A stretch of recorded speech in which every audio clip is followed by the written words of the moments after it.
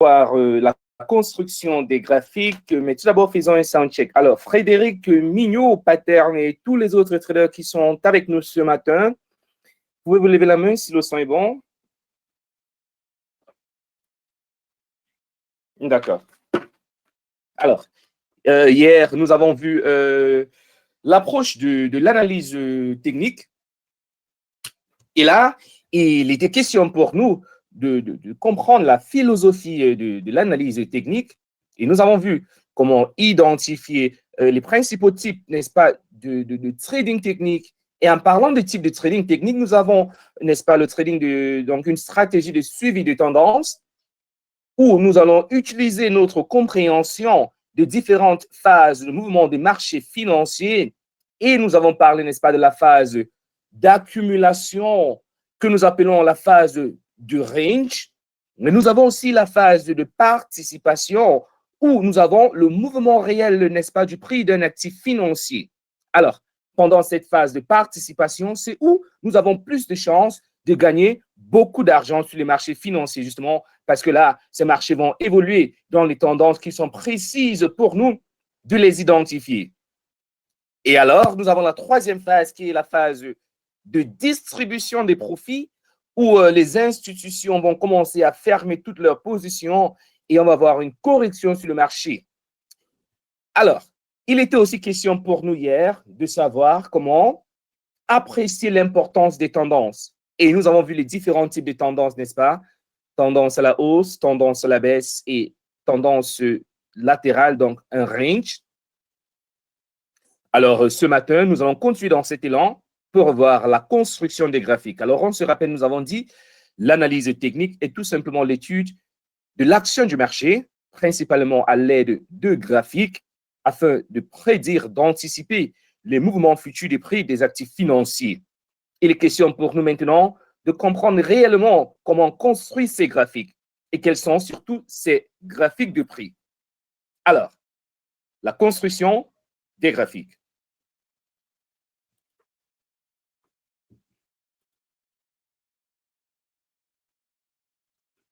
Hello, dear traders.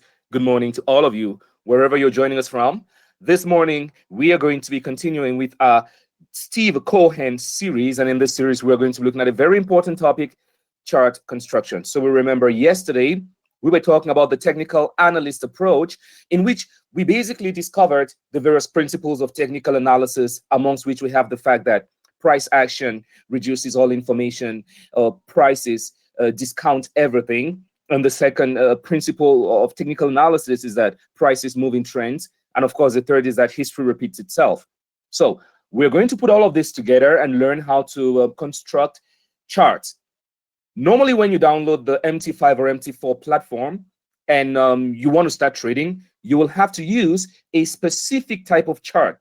So it is important for us to be able to understand how these charts are constructed. And of course, that's the topic for this morning, chart construction. Without wasting much time, let's begin.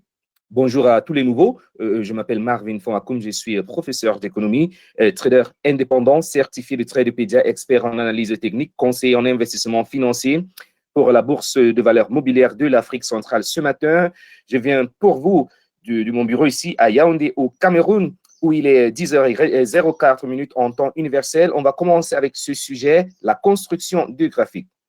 Juste pour préciser, vous aurez la possibilité de télécharger le fichier PDF de cette présentation à 15 minutes de la fin. Et nous allons aussi faire, n'est-ce pas, notre analyse du Market Live, où vous allez proposer quelques actifs. Et moi, en tant que spécialiste, je vais tout simplement, n'est-ce pas, vous aider, vous guider à faire une analyse ce matin pour le reste de la semaine.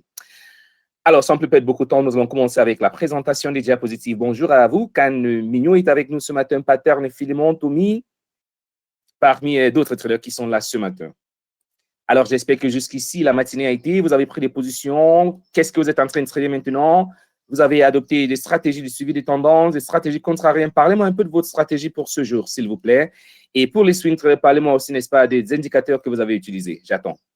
En attendant, nous allons commencer avec les slides. Alors, dans ce webinaire, nous allons ensemble découvrir les différents types de graphiques. Alors, vous savez, il y en a plus d'une vingtaine de types de graphiques, mais là, nous allons parler de 8, donc de 8 à 9 différents types de graphiques. Et on va parler des graphiques linéaires, les graphiques en barre et les graphiques en chandelier. À la deuxième partie, nous allons voir d'autres types de graphiques qui ne sont pas très courants, comme les graphiques Aikenashi, les graphiques Point and Figure, les graphiques Renko, les graphiques Equivolume et les graphiques... Ah oui, justement, bonjour à vous. Alors, j'attends vos réponses. D'accord. Alors, les types de graphiques, juste avant de commencer, on va aller sur la plateforme MT5, MT4. Là, nous avons, n'est-ce pas, l'illustration du marché des différents types d'actifs financiers. Frédéric veut savoir quelle question. Alors, je vous ai dit de me rappeler, en fait, de nous rappeler, nous tous, de nous dire comment vous allez faire votre analyse ce matin, la stratégie que vous avez utilisée, si vous avez de position, hein, d'ailleurs. Donc, par exemple, si vous avez faire une analyse en tant que day trader, vous avez utilisé quel indicateur? Est-ce que vous avez utilisé... bon, c'est pour les traders expérimentés, hein, parce que je sais que le nouveau, ils ne vont rien comprendre. Donc, est-ce que vous avez fait le price action? Si oui, vous avez vu quelle figure de renversement de continuation, peut-être un nuage sombre, peut-être un piercing pattern, un avalement haussier, sur quel actif? Donc, parlez-nous tout simplement de votre analyse de ce matin. Alors, d'accord, Frédéric. Frédéric n'a pas encore pris position, c'est pas grave, d'accord. Alors, je disais tantôt, ce matin, nous allons voir la construction du graphique. Et là, par exemple, nous avons l'exemple d'un graphique. Donc, là, nous avons le graphique en chandelier, que nous appelons très souvent les bougies. Donc, chandelier japonais ou les bougies. Et nous avons d'autres types de graphiques comme les graphiques linéaires, que nous allons voir dans un instant d'ailleurs. Là, vous voyez l'exemple d'un graphique linéaire et les graphiques en barre. Très souvent utilisés par les professionnels, les graphiques en barre. Ils adorent les graphiques en barre et dans un instant, nous allons voir, n'est-ce pas, la raison pour laquelle les professionnels, surtout dans des institutions qui traitent des actions, ils vont faire leur analyse en utilisant les graphiques en barre. C'est considéré, n'est-ce pas, comme les graphiques pour les professionnels. Alors, Kone a dit qu'il a utilisé une stratégie de continuation de tendance baissière sur l'indice du dollar et le gold sur H4. D'accord. Bravo à vous. Alors, commençons avec la présentation des diapositives. Commençons avec le price action. Qu'est-ce que ça veut dire le price action? Le price action, ça représente tout simplement la psychologie de masse. Il y a cette question que je pose souvent à mes étudiants, je les demande. Alors, si vous devez résumer l'analyse technique en un mot ou en une phrase, quelle sera la phrase? Alors, très souvent, ils me disent que l'analyse technique cherche tout simplement à repérer les patterns sur le marché en utilisant le prix. Je l'ai dit, oui, vous avez tout à fait raison, ce n'est pas faux, mais l'analyse technique est tout simplement la psychologie de masse. En anglais, on dit crowd psychology. OK? Crowd psychology. La psychologie de masse. On cherche à comprendre la psychologie de masse. C'est la raison pour laquelle les traders professionnels, ils passent tout leur temps à lire, n'est-ce pas, les livres concernant la psychologie. Alors, l'action du prix, le price action, peut être illustré sur un graphique, n'est-ce pas, à l'aide de différentes techniques. Donc, les trois plus populaires sont les suivantes. Nous avons tout d'abord les graphiques linéaires, comme nous pouvons voir, n'est-ce pas, sur nos écrans. Nous avons aussi les graphiques en chandelier japonais et les graphiques en barre. Alors, ces graphiques-là nous montrent certaines informations qui sont le coût de l'actif sous forme de période.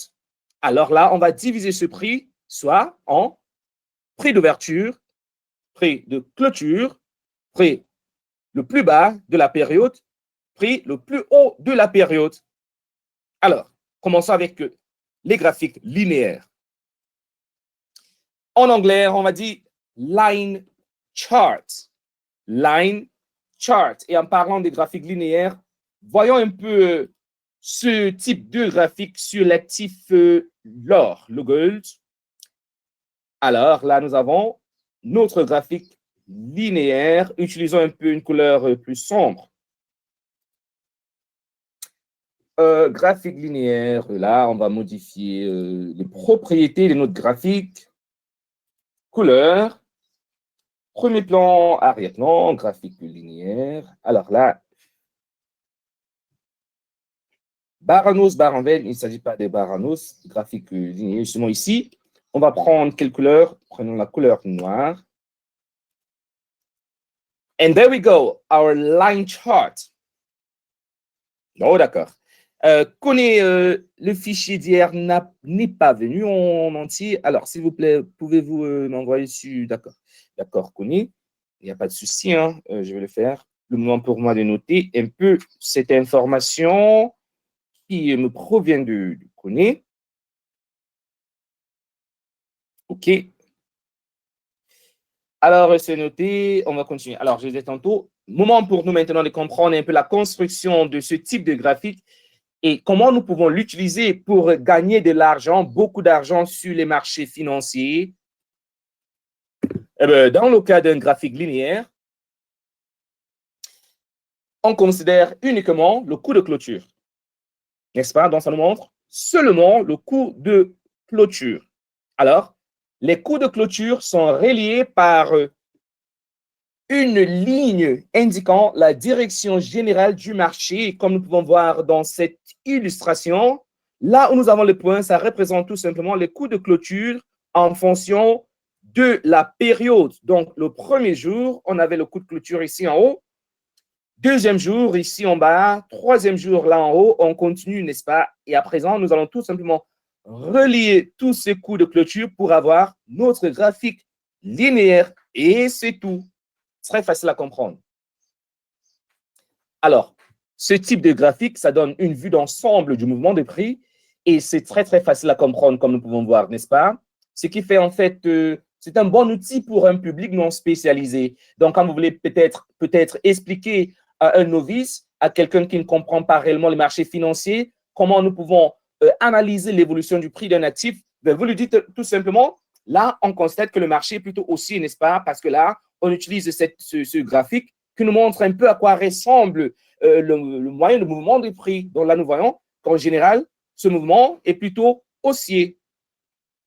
Bon, cependant, la simplicité de ce type de graphique, ça peut souvent sacrifier certains des détails les plus fins, n'est-ce pas? Donc, nous n'avons pas, on ne connaît pas le coût d'ouverture, on ne connaît pas ce qui s'est passé pendant la journée, on ne connaît pas le plus haut, le plus bas, on ne sait pas si réellement il y avait beaucoup de volatilité. Ça ne nous montre pas la volatilité, ça nous dit tout simplement, oui, il a coût de clôture, coût d'ouverture. Alors, pour nous, les analystes techniques, on veut comprendre tout ce qui se passe sur le marché, les détails les plus fins qui sont sacrifiés, n'est-ce pas, par ce type de graphique.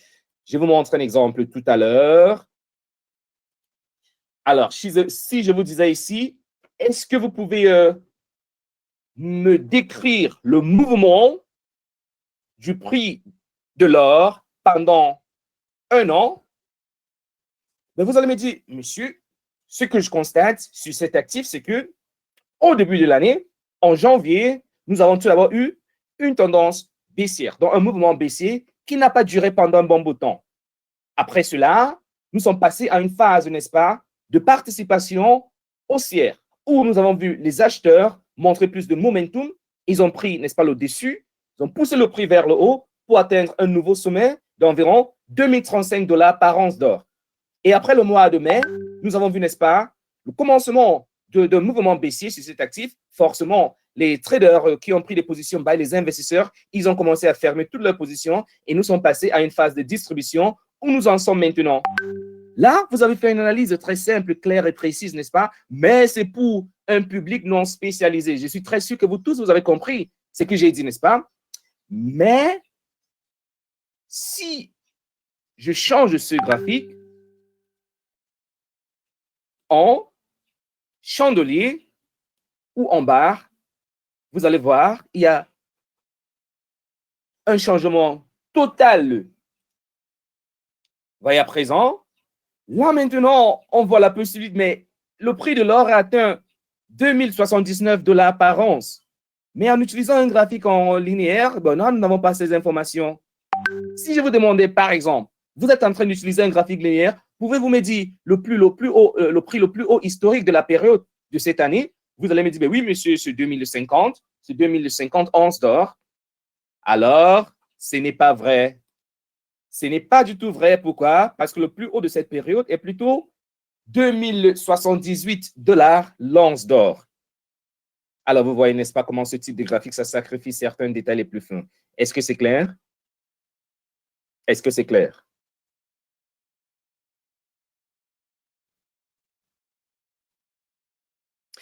D'accord.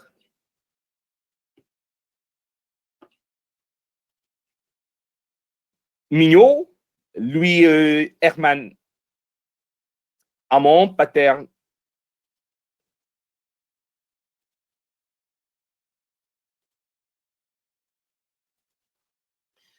Alors, la question qu'on se pose, oui, monsieur, est-ce que nous pouvons utiliser ce type de graphique alors pour gagner de l'argent sur les marchés financiers pour trader?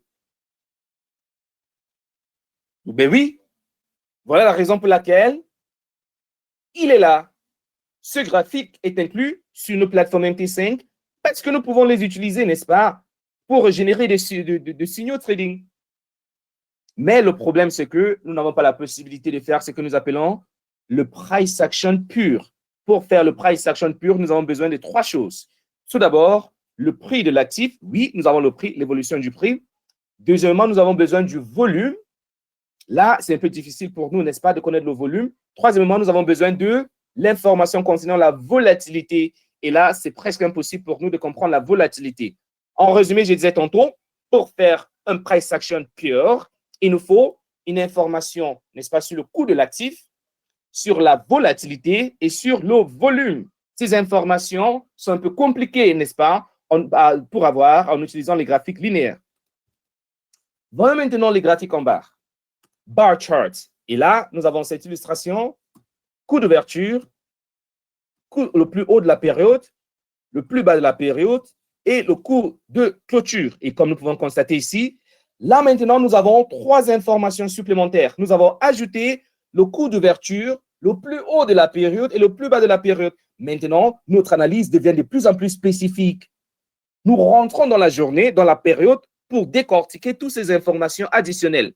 Le coût d'ouverture, le plus haut et le plus bas de la période. Alors qu'avec les graphiques linéaires, on parlait tout simplement de coût de clôture, raison pour laquelle on ne pouvait pas comprendre la volatilité pendant la période, qui est très important pour nous en tant qu'analystes techniques.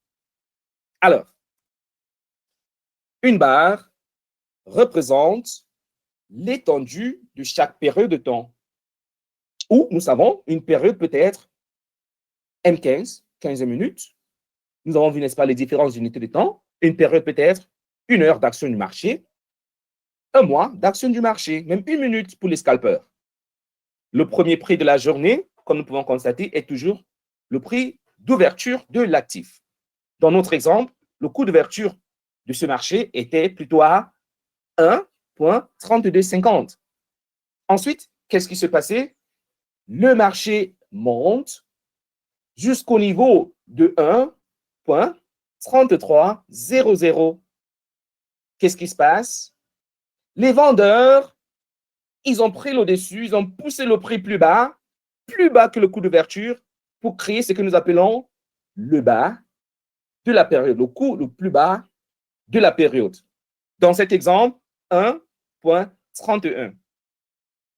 Et alors, les acheteurs, ils ont essayé à ramener ce marché plus haut, mais ils n'ont pas parvenu à amener le marché plus haut que le coût d'ouverture. Là, nous avons le coût de clôture à ce niveau de 1,3150. Analyse complète totale en utilisant une seule barre. Alors, nous allons utiliser ces informations pour créer une barre. Voyons voir comment. Nous avons tout d'abord la différence entre le plus haut de la période et le plus bas de la période que nous appelons le range. Alors ici, nous avons le range. Le haut moins le bas, ça nous donne le range. Ensuite, comme nous pouvons constater, nous avons deux informations supplémentaires qui ne sont pas encore indiquées sur cette barre, sur ce range. Donc là, nous avons le coût d'ouverture. On indique le coût d'ouverture par une coche horizontale sur la droite, comme ceci. Boum. Et en plus, nous avons le coût, il nous reste le coût de clôture, une coche horizontale à la droite, donc sur la droite, autant pour moi. Et bien voilà, une barre complète avec toutes les informations, le open price, le high, le low, le close. Dans les salles du trading, dans les bourses, très souvent, on les appelle les graphiques OHLC. Les graphiques OHLC, OHLC, donc c'est-à-dire Open, High, Low, Close. Alors, parlons exemple maintenant. Alors, qu'est-ce que nous pouvons constater? En utilisant ce croquis-là, nous avons une tendance haussière sur ce marché. Et là, on voit l'application de la théorie de dos. Le marché n'évolue pas en ligne droite, mais en zigzag, ainsi créant des pics et des creux. Nous sommes dans une tendance haussière et dans cette tendance haussière, en utilisant les barres, on peut anticiper le mouvement futur de ce marché. N'est-ce pas? Alors, pour une stratégie de suivi des tendances, on va chercher à prendre des positions après une correction, ce que nous appelons un pullback, une consolidation. Alors, les graphiques en barres sont un type de graphique largement utilisé en analyse technique des actions, mais aussi des devises, des indices. Alors, ce type de graphique affiche toutes les informations importantes sur les prix, tels que le cours d'ouverture, de clôture, le haut et le bas de la période en considération. Et comme nous pouvons voir, il est vraiment facile pour nous de repérer les sommets dans les pics et les creux, n'est-ce pas? Et là, nous avons toute la certitude que quand nous parlons de pic, c'est vraiment un niveau de pic. En utilisant les graphiques linéaires, nous ne sommes pas très sûrs parce que ça ne montre pas la volatilité. Alors, la question qu'on doit se poser maintenant, est-ce que nous pouvons utiliser ce type de graphique lorsque nous voulons expliquer l'évolution des actifs financiers à un public non spécialisé? La réponse est tout simplement non, n'est-ce pas? Parce qu'eux, ils ne comprennent pas réellement ce type de graphique. Et il nécessite, nous avons besoin de beaucoup d'expérience, n'est-ce pas, pour interpréter les signaux provenant de différents types de barres. Lorsque nous voulons faire le price action, le figure chartiste, là, ça nécessite beaucoup d'expérience. En parlant d'expérience, allons faire une analyse sur certains actifs ce matin. Changeons ce graphique linéaire en graphique en barre. Zoomons un peu en avant. Alors là, nous avons nos bar charts. Voyons voir un peu, n'est-ce pas, comment les professionnels dans les institutions, ils vont faire leur analyse en utilisant les graphiques en barre. Justement, c'est le sujet de demain, mais pour le moment, je vous donne tout simplement une introduction, OK? Alors, on commence d'abord avec l'analyse pour l'année. Alors, on va refaire l'analyse que je vous ai faite tout à l'heure. Donc, disons que vous êtes expert en analyse technique, on vous pose la question. Alors, monsieur, bonjour à vous. Alors, vous êtes expert en analyse technique. Pouvez-vous nous dire quelque chose par rapport à l'évolution du marché de l'or, donc dans le marché financier global? Alors, en tant que technicien, vous n'allez pas parler des facteurs qui affectent le prix de l'or. Vous n'allez pas parler du taux d'intérêt, vous n'allez pas parler des rendements obligataires, vous n'allez pas parler de l'inflation ou de la valeur du dollar américain, n'est-ce pas? Donc, vous allez parler analyse technique, vous allez parler tendance, vous allez parler le coût, le plus haut, le plus bas, vous allez parler, n'est-ce pas, de la psychologie de masse, en fait. Alors, je dirais, nous pouvons constater actuellement que le coût d'un once d'or est au niveau de 1911 $. Mais ce n'était pas le cas au début de l'année. Au début de l'année, nous avons vu le coût de l'or qui était à peu près au niveau de 1931 $ l'once. Mais au mois de février, nous avons eu une légère baisse, n'est-ce pas? Ce baisse qui a fait cet actif perdre plus de 200 $ de sa valeur, n'est-ce pas? Il est descendu au niveau de 1798 $ l'once. Ensuite, entre le mois de mars et le mois de mai, nous avons eu, n'est-ce pas, une tendance haussière où les investisseurs, les traders se sont intéressés sur cet actif pour les raisons fondamentales, n'est-ce pas? Et là, nous avons vu, n'est-ce pas, une appréciation de la valeur de l'or qui a atteint un plus haut historique, un plus haut de cette période, pendant cette période de temps, au prix de 2078 $. Après cela, nous avons eu, n'est-ce pas, cette phase de distribution. On pourrait se dire que ces investisseurs, ces traders ont commencé à fermer leurs positions. Et à présent, nous sommes dans une phase de latéralisation du coût de l'or. Mais là, vous avez déjà fini votre analyse sur l'année en tant qu'expert en analyse technique. Nous n'avons pas parlé des facteurs qui affectent cet actif.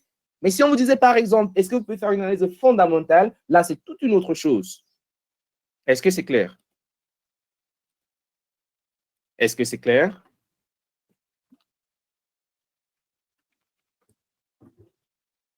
Oui, Connie, on va voir en chandelier. Pour le moment, on doit finir avec les graphiques en barre, d'accord? Et là, on va commencer avec les graphiques en chandelier.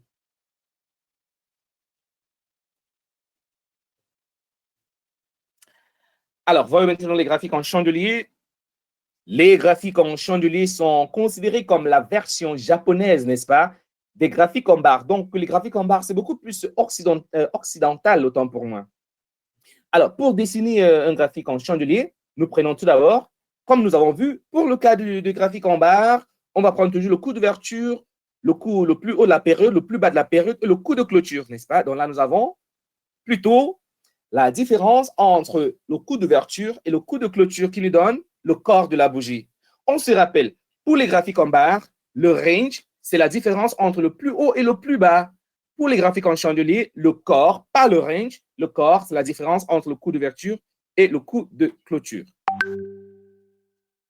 Je pourrais vous demander, est-ce que vous pouvez nous dire quelques différences entre les graphiques en chandelier et les graphiques en barre? Alors là, je viens de vous dire, n'est-ce pas, cette différence, tout d'abord, pour les graphiques en barre, pour avoir le range, on prend la différence entre le plus haut et le plus bas. Pour les graphiques en chandelier, le corps, c'est tout simplement la différence entre le coup d'ouverture et le coup de clôture. Et là, nous avons la possibilité d'avoir une variation de couleur, donc la couleur rouge et la couleur verte. Couleur rouge pour un mouvement baissier, donc c'est-à-dire quand le coup de clôture est plus bas que le coup d'ouverture pendant la période en considération. Là, vous avez, n'est-ce pas, un marché baissier pendant cette période. Vous allez utiliser la couleur rouge ou la couleur noire. Par contre, quand le mouvement est haussier, vous allez utiliser la couleur verte, n'est-ce pas? Donc, un mouvement positif entre le coup d'ouverture et le coup de clôture. Nous avons encore le plus haut et le plus bas que nous pouvons illustrer en utilisant cette ligne verticale du corps, n'est-ce pas, cette ligne verticale du corps vers le cou qui nous donne, n'est-ce pas, ce que nous appelons les ombres ou les mèches. Là, nous avons l'ombre supérieure et en bas, nous avons l'ombre inférieure.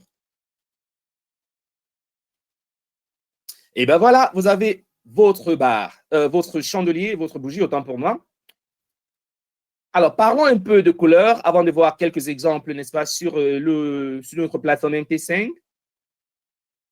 La couleur nous permet de distinguer une bougie haussière d'une bougie baissière. Alors, pour une bougie haussière, comme je vous ai dit tout à l'heure, le coup de clôture est plus haut que le coup d'ouverture. Simple. Une bougie verte peut aussi être une bougie blanche, n'est-ce pas? Et nous avons une bougie rouge qui représente un mouvement négatif où le coup de clôture est inférieur au coup d'ouverture. Et on peut aussi représenter ce mouvement avec une bougie noire. Ce que nous allons voir maintenant. Changeons maintenant, allons graphique en chandelier, H4. Et là, vous avez la représentation de ce marché de l'or en utilisant les bougies, les graphiques, donc les chandeliers japonais. Et nous pouvons modifier les propriétés, n'est-ce pas, de notre graphique en cliquant droite, en allant sur propriétés, ou tout simplement en appuyant sur F8, fonction 8, donc F8. Alors, sur mon clavier.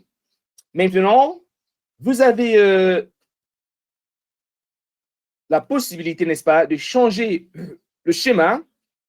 Ici, on peut prendre yellow and black, donc jaune sur noir. Voici à quoi ça ressemble. Là, nous avons green and black, vert sur noir. Voici à quoi ça ressemble. Alors, vous voyez ici, les bougies haussières sont en couleur noire et les bougies baissières sont en couleur blanche. Très souvent, nous avons aussi black and white, où nous avons les bougies haussières qui sont en couleur blanche et les bougies baissières qui sont en couleur noire. Très souvent, les traders utilisent, n'est-ce pas, ce type de schéma, soit celui-ci ou bien celui-ci, color and white. Alors, à vous de faire votre choix, hein, si vous voulez peut-être black and white ou vous voulez color and white, ou même vous pouvez personnaliser, n'est-ce pas? Alors, voyons maintenant comment je vais personnaliser. Disons que je veux cette couleur verte et très, très légère pour moi. Alors, je préfère, n'est-ce pas, une couleur verte un peu plus foncée. Donc là, on va aller barre en os, couleur, pâtil. On va prendre vert foncé, dark green. Vous voyez maintenant, c'est dark green. Vous voyez là, il y a une légère différence. Et les bougies baissières rouges, on peut prendre barre en baisse. Nous avons peut-être rouge foncé. Et là, vous voyez, red. Alors, là, nous avons maintenant, le voilà, notre graphique en chandelier.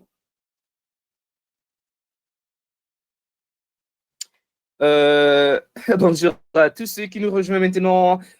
Il est à 10h30 en temps universel. Il est 11h30 ici à Yaoundé, la capitale du Cameroun, où je suis là, M. Marvin Fongakoum, professeur d'économie, trader indépendant certifié de Tradepédia. Bonjour à vous, Clément. Alors, voyons maintenant comment faire un peu du price action avant de commencer avec d'autres types de graphiques, d'autres types de représentations de graphiques. On va parler du Aiki-Nashi chart, Equivolume chart. Bon, faisons un peu notre analyse live de ce matin sur l'or. Comme nous pouvons constater sur H4, hier, nous avons dit, si nous considérons cette figure comme une figure d'épaule, tête-épaule, alors nous avons la cassure de cette figure. Donc là, on aurait pu prendre une position, celle, et le stop loss ici en haut. Le stop loss ici en haut. Et pour le take profit, on va tout simplement mesurer la hauteur de la figure. Si nous considérons en fait cette figure comme une figure d'épaule, tête-épaule, hein, alors là, on va voir notre take profit. L'objectif de prix de cours est plutôt ici en bas pour les swing traders, n'est-ce pas? Alors, voilà une façon, n'est-ce pas, de faire cette analyse. Une autre façon de le faire, on peut descendre sur H1 et pourquoi pas utiliser quelques indicateurs techniques ou les figures chartistes. Et là, nous voyons cette figure qui ressemble à un double bottom. Et bon, si nous avons un double bottom ici, la confirmation va venir lorsque le prix va passer légèrement au-dessus de ce niveau. On va prendre des positions buy au prix de 1915 $ l'once. Et pour l'objectif de cette position, on va anticiper la toucher de ce niveau de 1921, 1922 l'once d'or du. Et bien là, nous allons prendre nos positions buy. Mais pour le moment, ce signal n'a pas encore été déclenché. Et là, vous pouvez trader ceci, n'est-ce pas, comme les swing traders pour la semaine ou pour les semaines à venir. Alors, continuons notre analyse. Voyons maintenant la différence entre les graphiques en chandelier et les graphiques en barre. Mais tout d'abord, continuons notre analyse avec les graphiques en chandelier. Comme nous pouvons constater, là, nous sommes dans une tendance haussière, une phase de participation du marché où nous avons une direction claire et précise, elle est haussière. Alors, ces dernières années, les graphiques en chandelier sont devenus une méthode très populaire de la représentation graphique. Pourquoi? Bon, parce qu'ils montrent tous les éléments importants du prix et fournissent absolument un aperçu visuel de l'action du prix, le price action. En outre, les figures des chandeliers, les configurations des chandeliers, les modèles de chandeliers sont utilisés comme déclencheurs des signaux de buy ou de sell. Toutefois, comme pour les graphiques en barre, les informations supplémentaires peuvent masquer le message global. Alors, nous avons besoin de beaucoup d'expérience que vous pouvez d'ailleurs avoir avec nos webinaires sur XM proposés par Tradepédia. D'accord? Toutes ces expériences sont nécessaires afin d'interpréter les signaux provenant de différentes configurations de bougies. Parlons maintenant de quelques différences, n'est-ce pas, entre les graphiques en chandelier et les graphiques en barre, à part le fait que je vous ai dit pour le range d'une barre, c'est la différence entre le plus haut et le plus bas. Pour le corps d'une bougie, c'est la différence entre le coup d'ouverture et le coup de clôture. Alors, pour les couleurs de barre, on fait une comparaison entre le coup de clôture de la période précédente et le coup de clôture de la période actuelle. Là, vous voyez, le coup de clôture est toujours indiqué avec une couche horizontale à droite, n'est-ce pas? Ici, ce jour, hier, voici le coup de clôture. Aujourd'hui, voici le coup de clôture toujours à droite. Vous voyez, le coup de clôture d'aujourd'hui est plus bas que le coup de clôture d'hier. La raison pour laquelle nous avons une barre rouge. Mais pour les bougies, on compare le coup d'ouverture de la période actuelle au coup de clôture de la période actuelle. Et comme nous pouvons constater, cette barre rouge, si on la transforme, n'est-ce pas, en chandelier, on va avoir une bougie verte. Facile à comprendre, pas du tout difficile. Prenons un autre exemple. Là, vous voyez, nous avons une barre verte. Pourquoi? Mais le coût de clôture est légèrement plus élevé que le coût de clôture d'hier. Mais pour une barre et une bougie, nous avons une bougie rouge. Pourquoi? Le coût de clôture d'aujourd'hui est plus bas que le coût d'ouverture d'aujourd'hui. Et là, c'était bon. On va commencer avec la deuxième partie où nous allons voir d'autres types, n'est-ce pas, de graphiques que j'adore. Tout d'abord, le Aiki-Nashi. Alors, combien d'entre nous ont déjà utilisé le graphique Aiki-Nashi pour trader?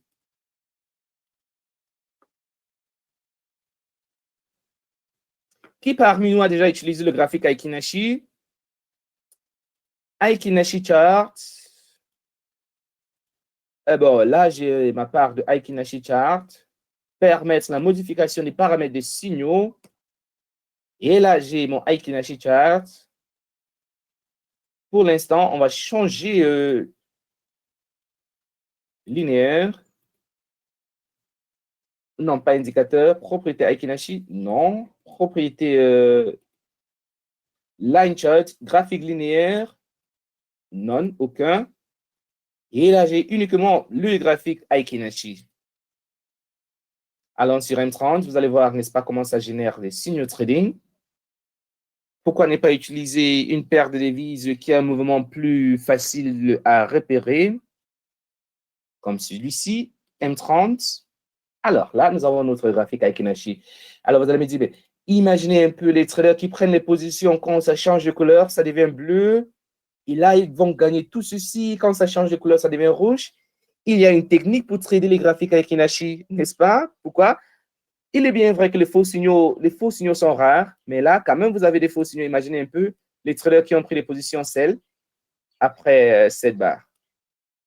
Ils ont placé forcément leur stop loss ici en haut. Et qu'est-ce qui s'est passé? Boum, stop loss touché. Donc, il y a les stratégies que nous pouvons utiliser, n'est-ce pas, quand nous voulons trader en utilisant les graphiques Aiki-Nashi. Mais tout d'abord, voyons ce type de graphique. Aiki-Nashi, toujours les mots japonais. Les japonais sont très forts. Hein. Alors, Aikin, c'est traduit par moyenne en moyenne, donc moyenne, et Ashi par rythme. Alors, pris ensemble, Aikin-Ashi représente le rythme moyen des prix. Il s'agit d'un outil visuel qui nous aide en tant que trader à mieux identifier, n'est-ce pas, les périodes de tendance. Le Aiki-Nashi est une technique de calcul de moyenne qui élimine le bruit des graphiques, n'est-ce pas, dans le but de lisser la tendance avec une grande précision. Ah bon, cette technique utilise les données, le prix, ouverture-clôture, n'est-ce pas? Donc, on va parler ouverture-clôture. Dans la différence entre le coût d'ouverture et de clôture de la période précédente et l'ouverture-clôture plus bas, plus haut de la période actuelle. Donc, on fait une comparaison entre ce qui se passe maintenant et ce qui s'est passé hier, mais uniquement entre le coût d'ouverture et le coût de clôture pour avoir, n'est-ce pas, nos graphiques Aiki-Nashi. Quelle technique! Mais ces Japonais sont très forts. Alors, ces chandeliers peuvent également être utilisés pour identifier les figures chartistes, comme nous allons voir dans un instant. On va sauter les calculs, mais là, nous avons, n'est-ce pas, tous les calculs de Aiki-Nashi sur vos écrans. Donc là, nous avons le Aiki-Nashi Open, le Aiki-Nashi Close, le Aiki-Nashi Max, le Aiki-Nashi Low. Donc tout ceci, c'est pour nous permettre de construire un graphique, une barre Aiki-Nashi. On va prendre toutes ces valeurs, d'accord? Ceci, ça va nous donner sûrement un chiffre, donc un résultat. On va mettre un point, celui-ci un point, celui-ci un point, et celui-ci un point. On va avoir, n'est-ce pas, notre graphique, un chandelier Aiki-Nashi comme celui-ci. Alors, passons maintenant à l'interprétation.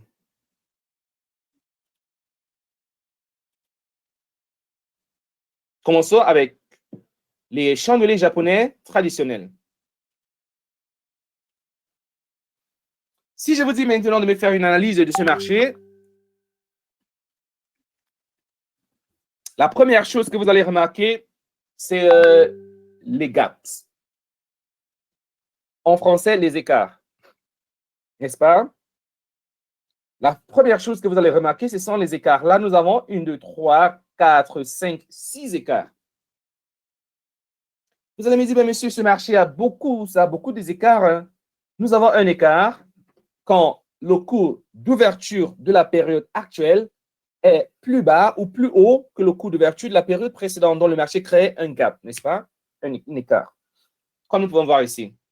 Vous voyez ici le coût d'ouverture de la période actuelle, donc cette bougie. Voici le cours de clôture d'hier. Normalement, le cours d'ouverture devait être à ce même niveau, n'est-ce pas? Parce que très souvent, le marché, ça suit soit une suite arithmétique. Donc, lorsque nous avons le cours de clôture ici, le cours d'ouverture doit être ici au même niveau. Mais là, nous avons un gap down, n'est-ce pas? Un écart baissier. Ici encore, nous avons un écart baissier. Là, nous avons un écart baissier. Ici, nous avons un écart haussier. Bon, nous avons des stratégies que nous pouvons utiliser pour tenter à trader des écarts, hein, mais ces stratégies-là ne sont pas précises à 100%. Très souvent, une stratégie pour trader des écarts, quand le marché crée un écart, ça cherche toujours à combler, à remplir, n'est-ce pas, l'écart. Vous voyez ici très souvent, après le coup d'ouverture, on va avoir, n'est-ce pas, un mouvement haussier pour chercher à combler cet écart. Très souvent. Alors, en parlant des écarts, nous avons, n'est-ce pas, notre exemple sur le dollar américain que nous allons voir maintenant.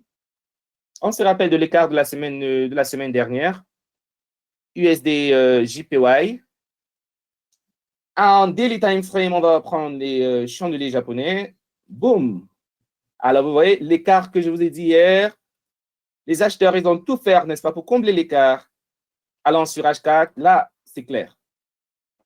Vous voyez, comme je vous ai dit hier, l'ouverture de la semaine, c'était plutôt à ce moment, à ce niveau, non, ici. Clôture vendredi, c'était ici. Alors, on a fait un gap. Où est le gap? Voici notre gap.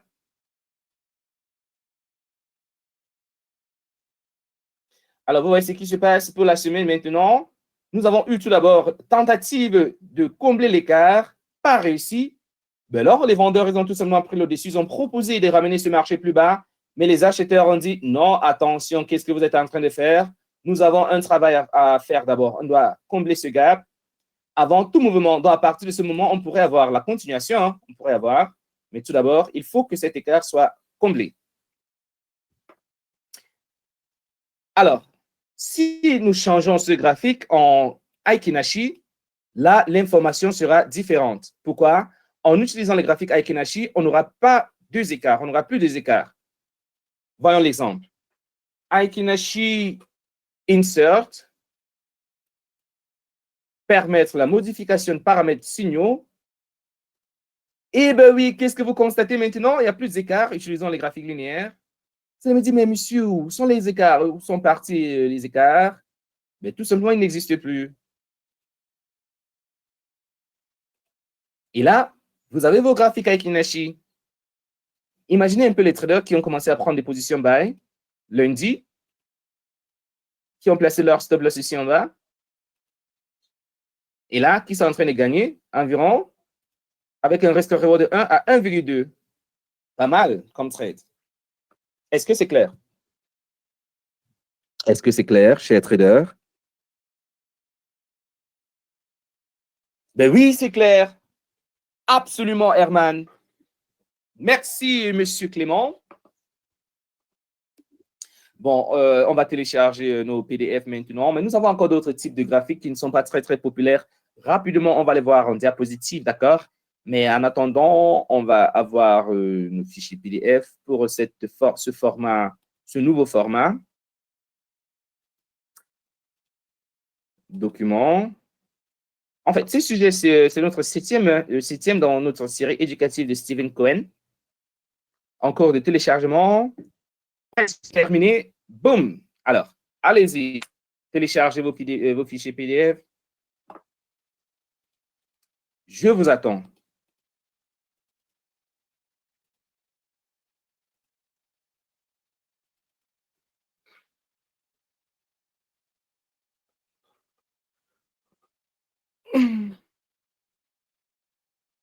Alors, voyons la suite. C'est bon?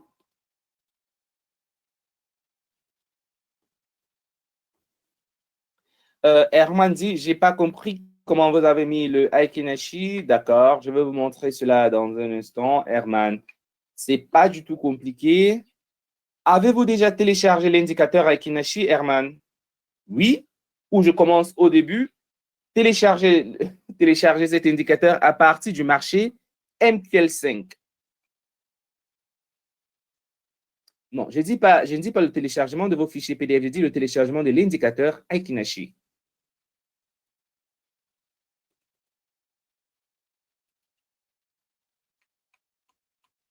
Non pas MT5 uniquement, même MT4.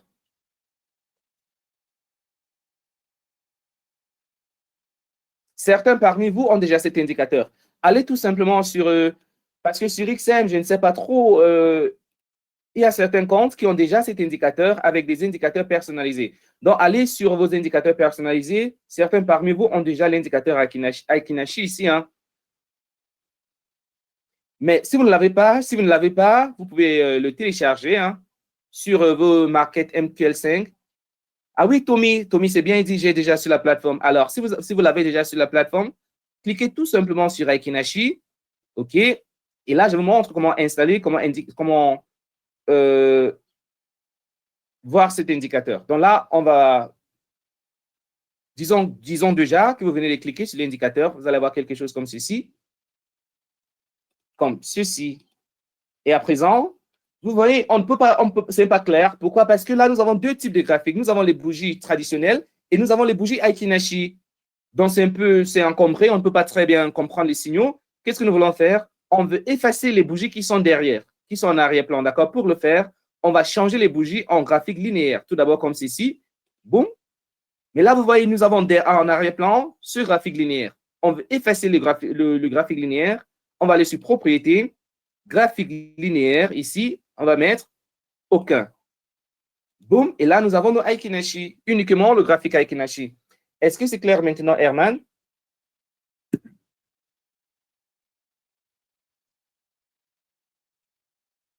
D'accord. D'accord.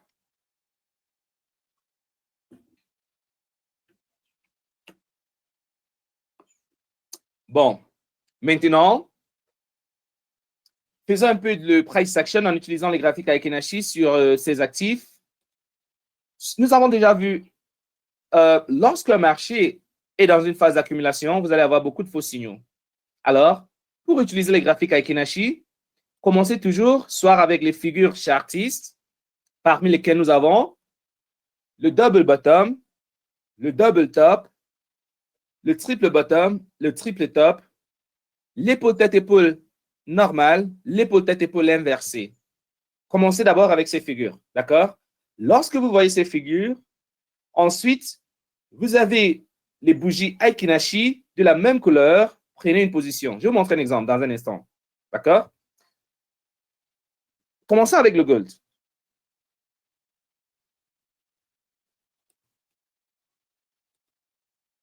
On était plutôt sur H1. Alors, qu'est-ce que nous constatons ici? Nous avons une figure de renversement de tendance. Mais ensuite, les bougies Aikinashi ne sont pas les bougies de la même couleur. Alors, pour la confirmation, on doit attendre, voir ce que les bougies Aikinashi vont faire à ce niveau. Si nous avons uniquement les bougies bleues, là, on va prendre une position buy pour anticiper ce genre de mouvement.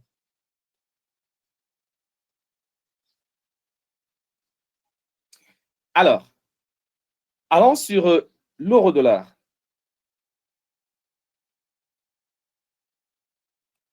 En M30. Ici, nous avons une figure qui ressemble à un double top.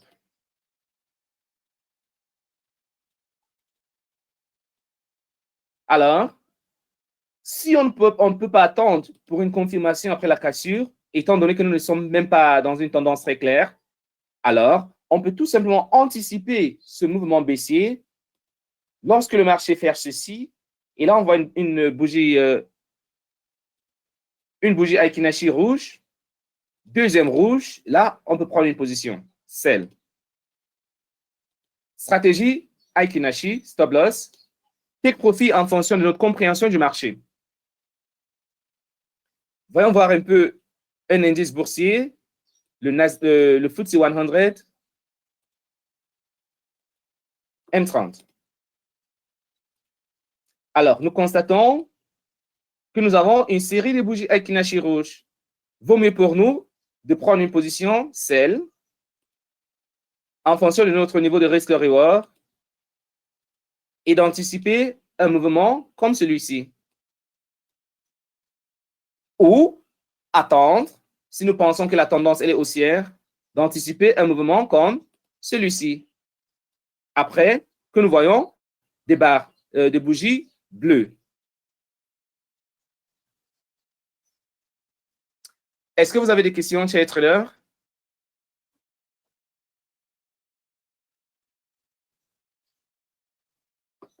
Quelque chose que vous n'avez pas compris?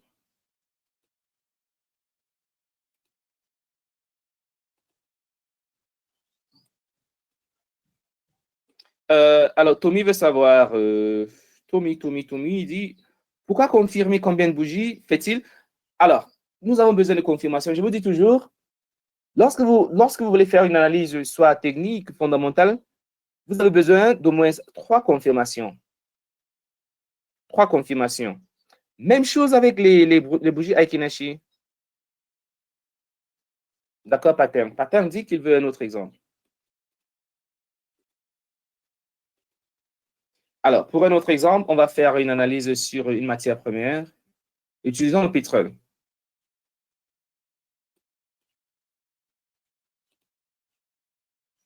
Alors, sur M30, qu'est-ce que nous constatons? Il est bien vrai, nous sommes dans une tendance haussière. Pour le moment, nous avons une correction. On ne peut pas prendre des positions sell, on ne peut pas prendre des positions buy. Pourquoi? Parce que là, la tendance haussière, elle est très forte. Et là, il nous faut quand même une correction pour anticiper ce genre de mouvement. Après une correction comme celui-ci, comme celle-ci, on prend une position buy pour la continuation. Donc, maintenant, on attend la correction pour anticiper prendre une position buy après quelques barres bleues. Pour le moment, nous n'avons pas encore de barres bleues. Voyons voir si nous avons un actif qui nous donne un très bon signal. Et voilà, nous avons cet actif qui nous donne un très bon signal. Très bon signal de quoi? De buy. Buy. Stop loss. Et ça va. Stratégie très simple pour le Aiki Nashi. Nous avons 2 confirmations. Tout d'abord, tendance haussière, failure swing. Ensuite, qu'est-ce que nous avons? 2 barres bleues Aiki Nashi, buy, pour anticiper la continuation de cette tendance haussière. Pour le take profit, on va utiliser la variation journalière. Lorsque nous faisons le price action, le take profit n'est pas précis, hein, c'est en fonction, c'est subjectif. Si vous pensez que la paire va faire 100 pips, 200 pips, bon, c'est en fonction de votre connaissance. Donc, allez sur investing.com, chercher la variation journalière de cette paire EUR4. Je vous ai montré comment faire cela, n'est-ce pas? Je vous ai montré comment avoir la variation journalière. Nous n'avons pas beaucoup de temps. Tools, Currency Volatility. Et là, vous pouvez prendre même 10 semaines. La paire, c'était EUR4. Et là, vous avez EUR4. La variation générale de cette paire, 97 pips. Alors, ça veut tout simplement dire du plus bas au plus haut, vous allez faire environ 97 pips. Du plus bas, dont le plus bas, c'était plutôt à ce niveau de 1.4552. Vous pouvez placer votre take profit à un niveau de 1.45, 1.46, 10 ou 12 pour la variation journalière. Est-ce que c'est clair? Alors, chers traders, nous n'avons même pas le temps pour continuer avec d'autres types de graphiques, les graphiques équivolumes, les graphiques Renko et Point and Figure. Néanmoins, vous avez les diapositives, hein, c'est la raison pour laquelle je ne veux même pas commencer parce qu'on ne va pas finir avec ces autres types de graphiques. Est-ce que vous avez des questions sur tout ce que nous avons vu jusqu'ici?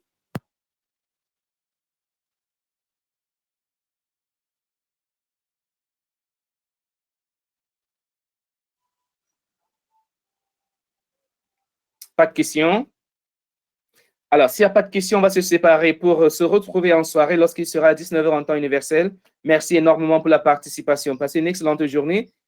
Regardez de temps en temps vos PDF. D'accord? On se voit dans quelques heures. Ciao.